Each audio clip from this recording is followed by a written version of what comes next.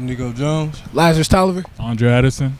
Madison Dennis. We're at MCD Media, and we're rocking with XC Live. 365. Yeah. All right, wait. Support a good cause. Go Cats. Okay. Support the cause or whatever I feel like in the moment. All right, tell me when.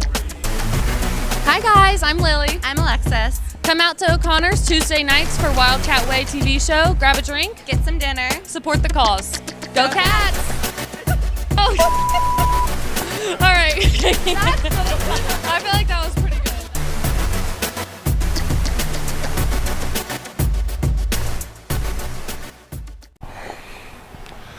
What's up, ladies and gentlemen? We are here, O'Connor's Irish Pub, SC Live 365, once again, in your TV airwaves, man. It's crazy. It's crazy. I'm here with my guy, my co-host, Mo Douglas. Once again, big week for you guys, big win in week 1 of the OHSA playoffs.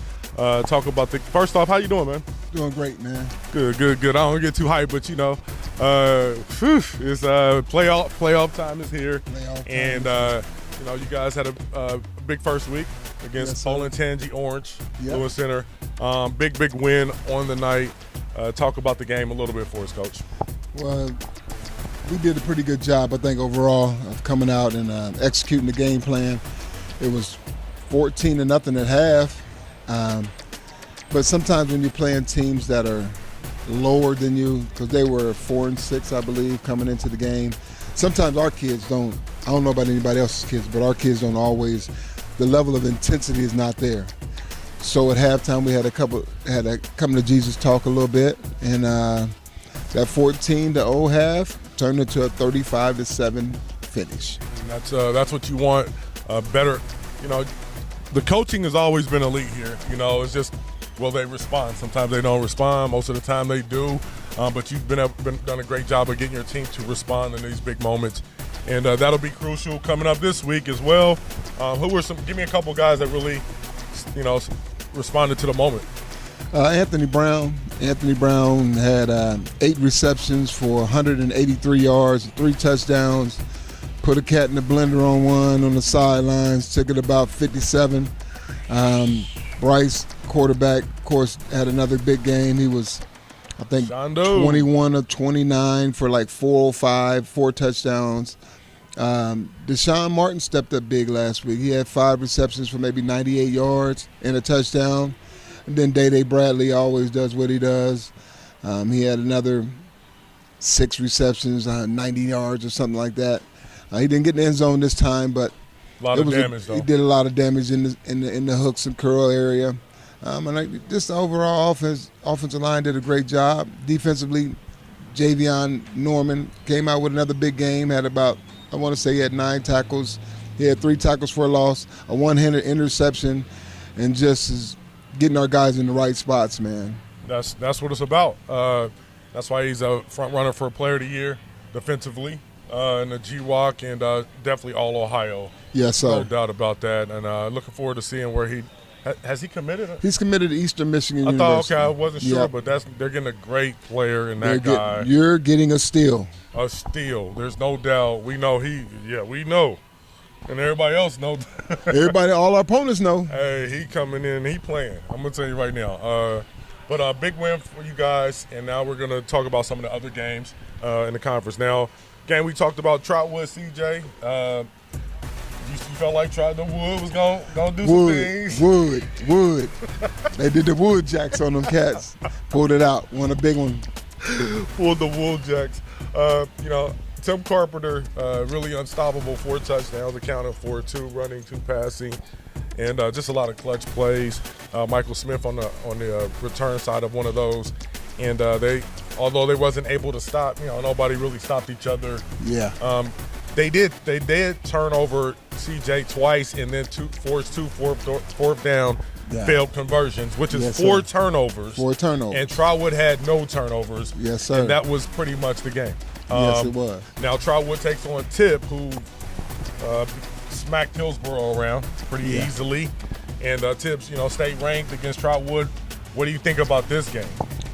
It'll be a big game for the Wood. I think if they can stay assignment sound versus the triple option, then they will be successful. They have to maximize every time they have the ball. And I think I'm going with the wood, man. Going with my wood boys. You know what? Donovan Gales also had 2 touchdowns. You know, Trotwood, they've been in this position before. Veteran coaching, they know what they're doing. You have a leader such as Tim Carpenter. He's seen a lot in his last 2.5 years. He's an experienced guy. You're starting to see it. And, hey, it's a toss-up for me. It's that tip, but Trotwood's got every chance to win this game. Yes, sir. I really don't know who's going to win because I felt like if Carpenter plays to his expectations, they can go a long way. Yes. We're seeing it. Will be a good one to watch. I got it going down to the wire. I don't know who's going to win. Xenia, stunned. All right, now the Bucks, they've been the darlings of the of Miami Valley, number 4 in the state, and play little Miami, and they had one of their running backs and linebackers was injured. Ramon Browder was hurt.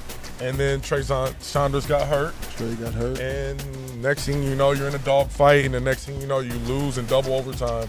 One of the epic losses, unfortunately. But they had a historic season, man. It was historic for sure.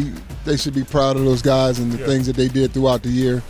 Sometimes you just got to know how to play once you get to the playoffs. You know, last year I know they had made it there, and they even won a couple games. They won a game last year. Yeah. I mean, 2 years ago when Smithson was there. Yeah. But last year they were in the playoffs with Mo. Ended up losing. Now they got to take the next step. Hopefully they'll have another great class coming up. Yeah. But I know the senior class was special. And I feel bad for the city, but they should be excited about the things they have coming in the future. Yeah, they had it was still an amazing season. They had guys that won, Defensive Player of the Year, Player of the Year. It's just stunning. I mean, shocking. But that can happen in football. You lose your key players, the next thing you know, you're playing a team, and anything can happen on one night, Coach. Yeah, when you don't have your guys, it's anything can happen against you. And losing those running backs hurt them a lot. Yep. Epic year for Coach Hardman, nothing to be ashamed of. They'll be back next season. All right, Fairmont powers past Wayne. Your op this week. Fairmont down. Guys, a star. Fairmont was down 20-10, and they literally ran their way back, all the way back into the game, and to win. 2 touchdown runs by Baker, and now they send Wayne home. And then they got social media talking and everything on that one. And now they face you guys. We knew it was going to happen, Coach. It felt like, I just felt like it was going to be that game. It's always that one team that sticks in the crawl. What's it going to, Fairmont do what they do, man. Fairmont's going to run the ball. They're going to run the ball. And then when the opportunity presents itself and they have to have a big play, they'll come up with a pass play. They'll pull one out the hat, won't they? Because it's so easy to get lulled to sleep, and you don't think that they're going to throw the ball, and the next thing you know, their tight end is catching a pass down the field. And it's a little tough at times, but we got to do what we got to do. Take a quick break here. Did you know individuals with diabetes should see a podiatrist every year? Contact Richmond Foot and Ankle Clinic today to schedule your next appointment. Diabetes Dayton is dedicated to the support of individuals living with diabetes. Services include a free diabetic supply pantry, emergency insulin program, free education classes, and much more. If you are living with diabetes or pre-diabetic, contact us today to see which services you qualify for. Until there's a cure, we help you live. All right, Fairmont big win, and we're moving on here. Springboro rolls behind Yates in their offense. The Panthers, big win over Oak Hill, 42-10, as coach is now swatting flies. Man, bugs out here, man. Like his technique in the NFL, he was trying to wax on, wax off, baby. You know what I'm saying? Springboro, big win, so they move on. Centerville powers past Northmont. Close game at halftime. Northmont, I think, had the lead, and then Centerville just went on another run. They're moving on to the next round as well. Surprised, or kind of felt like this? They won last time against them. Yeah. I know that Northmont had gotten better as the season progressed, but I think Newcomb or Newberg or whatever his name. Newcomb he's getting a little feel of that quarterback spot. The guys seem to be gelling around him, and they're going to be a tough opponent. Braylon Newcomb with the big play for him, and he stepped in and done a pretty decent job. Alter moves on with a tough one. Surprisingly, we thought CJ would have to do a little bit, and it turned out to be Alter. They got a win over Reading, 21-14, and now they move on to the second round. Are you surprised? Not really. Coach Dom Sykes does what he does. He's going to run the option, pass it when he has to. He's got a good group of seniors over there, and those guys have been performing for him the last 4 years. McNicholas ends Northridge season. It's a good season for Northridge. They fall 42-12. One of their play, Nate Corler had 3 interceptions, pretty much disrupted Northridge's attack. Wow. It was a good season for them, 7-4 in the season, and Coach Smith, they got to the playoffs. So another decent season for Northridge ends. Piqua routs Stebbins in the rematch. We talked about that. Stebbins tried to adjust, but there's no way. I mean, Piqua's too strong for them. Now they move on, and not sure who they'll be playing, but they move to the next round, and they have a decent shot. Hey, you're in it. You got a chance. Tip, we already talked about that game, and Sydney fell to Kings. Anderson knocks off Troy, so Baden, number 1 team in the division, they routed Woodward. Bellbrook beat Salina. They still was ranked in the state, and that's about it. We got Eaton and some other ones that we really, they're on the outskirts. Brookfield, Eaton, all these teams, but playoffs is here, and we'll announce it once, and hopefully we announce it the next week. Yes, sir. Because, it's only going to – there's a lot of names we didn't announce. Yes, sir. They dwindling down. They're dwindling down. So we want to give them their love for the moment. But what's it going to take for you guys to get it done, Coach? Got to be assignment sound on defense, win first and second down, maximize every opportunity that we have on offense, take what they give you, and then have your special players make special plays in big moments, meaning that somebody on the offensive side, somebody on the defensive side has got to come up with a big play, something that's going to take us to the next level. I feel confident in our guys. I thought they had a great week of practice. Guys seem to be sound as far as their assignments. It seems to be everybody's paying a little bit more attention to detail. I know last time we faced them, not to say that we were taking them for granted, but we had handled them the year before. We shut them out, and so I know sometimes you don't want to think that your players are thinking like that, but I honestly think that they were they were not really worried about them. Yeah. And they just thought we could roll our helmets out there sometimes and get a W, but couldn't happen. So we got to go out and be assignment sound, and each players had to do his assignment. Got to really do a good job on special teams. They hurt us last time. They blocked a field goal for a touchdown. That was returned for a touchdown. Wasn't a lot of punting last time. Hopefully they'll be punting a whole lot more this time. But we just got to be sound in all the special teams areas and in all the areas on the field. Great second round matchups coming up, and it's going to be a big one here Friday night lights. Once again, playoff mode. We'll be back with one of your coaches, man. We'll come back. SC Live 365 Wildcat Way Series, man. Let's go. O'Connors. Did you know individuals with diabetes should see a podiatrist every year? Contact Richmond Foot and Ankle Clinic today to schedule your next appointment. Diabetes Dayton is dedicated to the support of individuals living with diabetes. Services include a free diabetic supply pantry, emergency insulin program, free education classes, and much more. If you are living with diabetes or pre-diabetic, contact us today to see which services you qualify for. Until there's a cure, we help you live.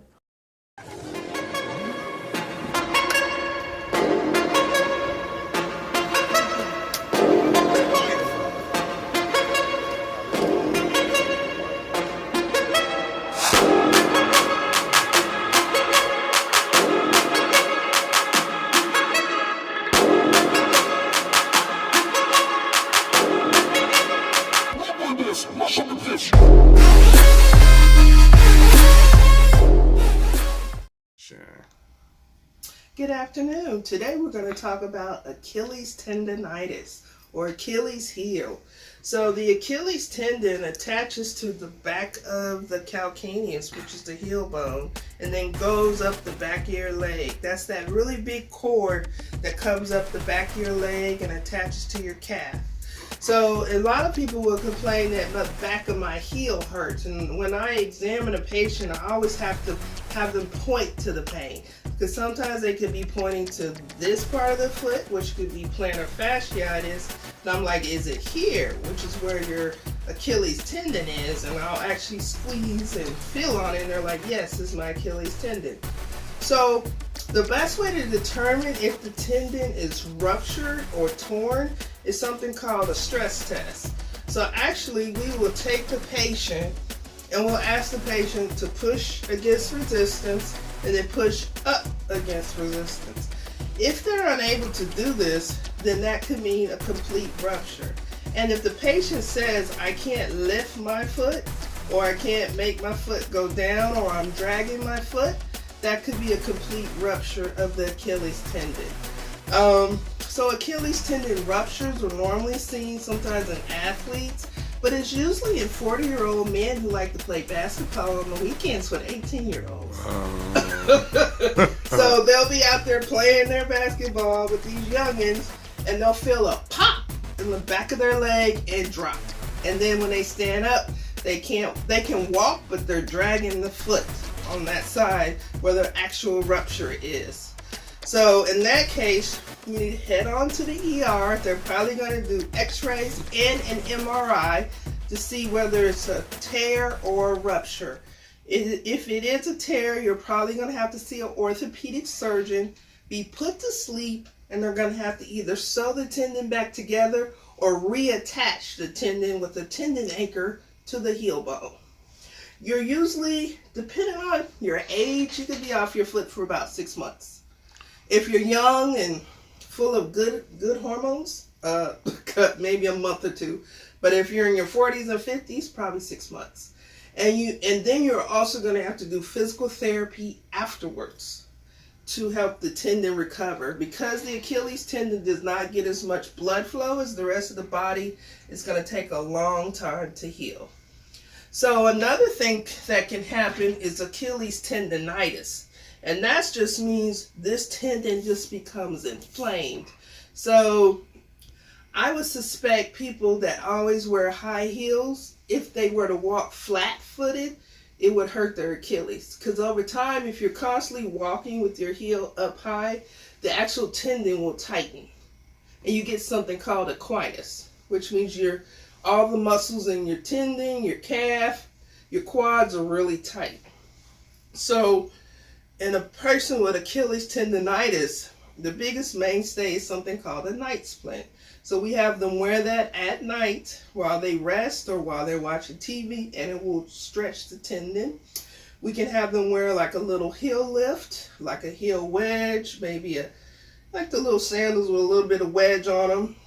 We can send them to physical therapy where they can do different modalities to help the tendon to heal. But most of the time, it's just resting that tendon. And like topical analgesics like diclofenac, Voltaren gel, capsaicin cream, you can rub on the tendon, but it's just got to heal over time. And then it's also a lot of stretching. And then also as well, wearing some kind of orthotic in the shoes to support the tendon as well. So when the foot is in the orthotics, it's going to give some support to the plantar fascia and to the Achilles tendon as well. So these are just different options for Achilles tendonitis, but of course the mainstay is the first exam. Coming to a podiatrist, urgent care physician letting us examine you. You need to be x-rayed. We can actually see on x-ray by shadow of the tendon if it's in a rupture or if it's still intact. And then based on those examinations, we can talk about treatment options. And if we are suspicious of a complete rupture, then that's where you probably need an MRI for your ankle. So thank you so much for speaking with me and listening to me today. Of course, if you have any questions, you can always call the office at 937-228-3668. or visit my website at richfeet.org. Thank you so much.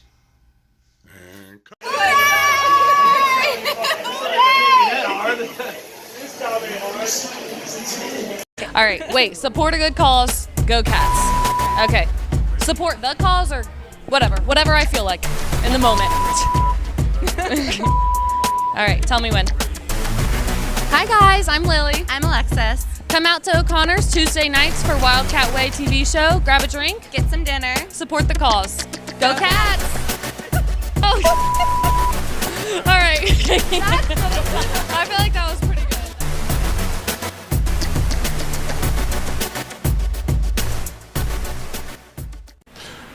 All right, welcome here, SC Live 365 on a beautiful night. Rarely happens in November here.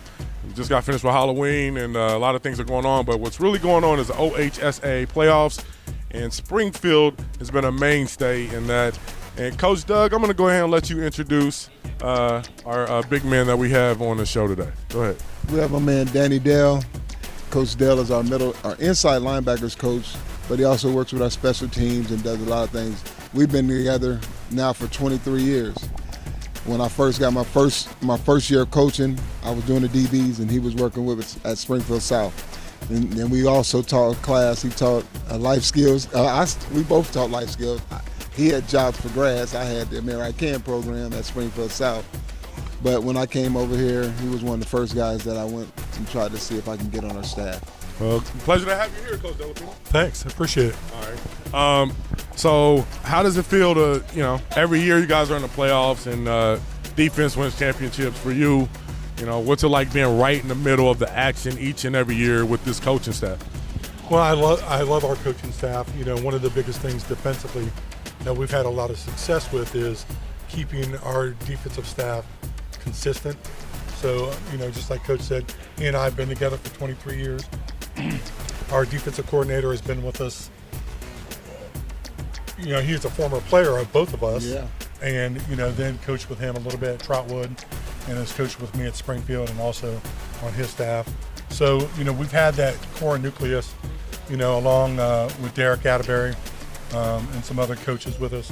And that's really been the biggest thing for us defensively, is having those consistent coaches that know the system, that we kind of know our personalities and so forth, and can bounce things off of and, work through things. Coach, what's it like having him on the staff, especially with Coach Conley and him? I mean, you're more. I know you got your own style, Coach. You know what I mean? Yeah. Flamboyant a little You're bit. right. You are. You know what I'm saying? But you got Coach Con and Coach Dellapina, probably laid back guys. What's it like having these guys on your staff, and how's it been working with this guy for so long, First of man? all, he's laid back. Coach Smoot ain't laid back. He's not laid I'm glad back. you addressed that. He's not laid back. He is going to go out. He's going to go ham on somebody at least once a day, at least once a practice. But it's been a pleasure, man. Coach Dell, he's our eyes up in the booth. He's the guy that is our defensive player, that guy that we have up in the booth for us on game day. He does a great job of recognizing different things formation-wise and relaying those things down to us to let us know what type of personnel is out there, the various players that may be number 84 is out there. He'll tell us exactly who's out, and just makes it a lot easier for us down on the field. All right. Now, Coach Dellapina, big weekend. A big weekend against a tough opponent for you. What's the focus going into this game, and what do you tell your guys, going into the game after you lost to a team? You know what I mean? What's Well, the big thing is to correct the mistakes that we made the first time around, make any adjustments that we need to in order to stop their offense. Like Coach Doug said, we need to stop them on first and second down, establish the line of scrimmage for us, and not have them physically dominate us. I think sometimes we kind of gave up some gaps last time that created those extra first downs for them and extended some drives and put us kind of behind the needle. But, we're coming along. We've adjusted some things. And our guys, I think, are a little bit more focused this time around, being able to call things out. And physically up front, we're a little bit healthier than we were the first time. So we're ready to go. All right, it's going to be everybody's waiting, for this big game. You look when you look at the brackets, it's like, here we go, Wayne and Fairmont right in this bracket. Then Centerville's back there as well. But for you, what's every year you guys have been at the top of the mountain, especially in the last 3 to 4 years. How are you able to keep these guys motivated and keep them focused every game? One of the things now that we've really tasted success is, the kids are starting to take accountability for themselves. So our senior leaders are really holding those kids accountable. And so, it's neat for us to be able to see that we don't really have to pressure some of those kids at times when those athletes and those senior captains and so forth are leading our defense, leading our offense, and really pushing kids to get into film, get into their scouting report and so forth. So we don't always have to do that, and it's really refreshing. Coach, y'all been rolling for a long time. Did y'all play each other in high school? No, he's about 10 years younger than me. Now, when he was at Trotwood, I always got to bring this up. I love to bring this up. So one of his years at Trotwood, and I hated it because they ended up playing in the state finals, but it was our 2010 year. Yeah. Yep. And during the regular season, we hammered Trotwood. They did. All right? Did. They really hammered them. And that was also the same year that we hammered Wayne and Braxton. Oh, wow. And, we lost in the second round that year, but it was neat to see, teams that we had played from our conference go on to the state finals, and see the success that he had at Trotwood and see Wayne in the state finals also. So. Yeah, and they can hold that against us because they beat us both. But we were the ones that were there. Us and Wayne ended up going that year, and it was a great time because, they did have a really good team, and they were the team that opened our eyes and let us say that we're good, but not as good as we think we are. And we had to really, really go out there and pay attention to detail and make sure you're watching film, and it got our kids' attention. And next thing you know, we go on a nice little run, and we end up being in the finals. There it is, man. As you can see, silver lining on everything, and that could be another silver lining as we come to the game Friday night. We're going to come back one more segment. Coach Dellapina, Coach Doug, Wildcat Way, SC Live 365. We in your TV waves, man. Let's get it. O'Connors. All right, after the first quarter, St. Edwards holds a 7-0 lead right now. St. Edwards has controlled the first quarter, had a long run on the first possession, not able to finish it out. Great defensive stands by Springfield. Then Springfield went about 70 yards, not able to capitalize. Missed drop pass, and then they just didn't want to kick a field goal from that far. And St. Ed's gets it back. Nice drive. They scored a touchdown on a nice run. 7-0 first quarter lead for St. Edwards. They're playing pretty good right now, and the quarterback and the running back are making plays defensively. They're in a man-to-man, and they're kind of playing similar to what Springfield plays. So we'll see what the Cats can do here in the second quarter. Right now, Edwards 7, Springfield nothing.